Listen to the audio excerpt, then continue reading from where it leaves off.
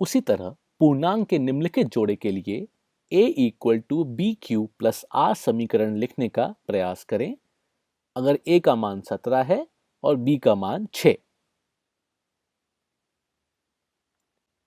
यहाँ पे सोचने वाली बात यह है कि 17 से कम परिणाम प्राप्त करने के लिए 6 को हम अधिकतम किस संख्या से गुणा कर सकते हैं। इस सवाल का जवाब 2 है, क्योंकि हम जानते हैं कि 6 को 3 पे गुणा करने से 18 प्राप्त होता है जो कि 17 से बड़ा है। इसीलिए हम ये ज्ञात कर सकते हैं कि 17 इक्वल टू 6 गुणा 2 प्लस आर। तो पहले सवाल का जवाब हमारे पास 2 आ गया। अब अगर हमको r को ज्ञात करना है तो हमको इस समीकरण को देखना पड़ेगा जहां पे 17 बराबर 6 गुणा 2 प्लस आर है। ये 2 वही 2 है जो हमने पिछले सवाल के जवाब में निकाला है। इस समीकरण से अगर हम r का मान ज्ञात करना चाहें तो हम 5 ज्ञात करेंगे। तो दूसरे सवाल का उत्तर हो गया 5। इसलिए हम लिख सकते हैं कि 17 बराबर 6 गुणा 2 प्लस 5। ये 5 वही 5 है जो हमने दूसरे सवाल के उत्तर में निकाला है।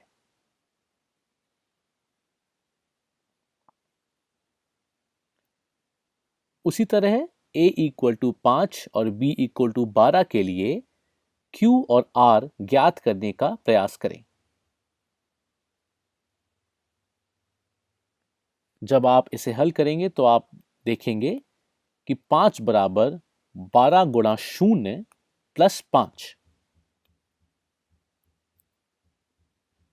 जिसमें q का मान 0 और r का मान 5 है।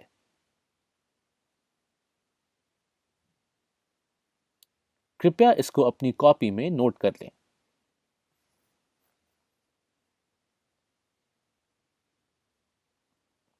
a और b के किसी भी दिए गए सेट के लिए q और r अद्वितीय होते हैं।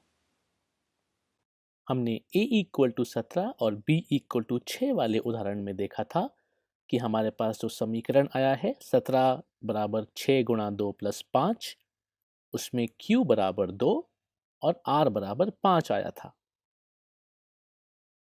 हमारे दूसरे उदाहरण में a बराबर 5 और b बराबर 12 था, जिसका समीकरण आया था 5 बराबर 12 गुणा 0 प्लस 5, जहाँ पे q 0 आया था और r 5 आया था।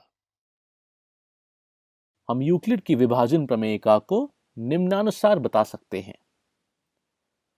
दो धनात्मक पूर्णांक a और b के लिए ऐसी अद्वितीय पूर्ण संख्याएं q और r होती हैं जिससे a बराबर b into Q plus r होता है, जहां पे कि r 0 और b के बीच का एक संख्या है। कृपया इसको नोट कर लें।